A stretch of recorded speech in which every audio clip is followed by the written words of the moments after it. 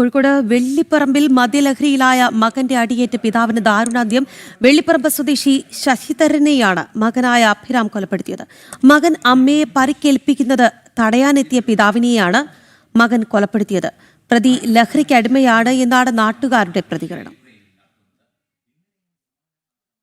പുലർച്ചെ 12:30-ഓടെ മദ്യപിച്ച് വീട്ടിലെത്തിയ അഭിരാം അമ്മയെ കടിക്കുകയും മർദ്ദിക്കുകയും ചെയ്തു. ഇത് തടയാനെത്തിയതായിരുന്നു പിതാവ് ശശിധരൻ.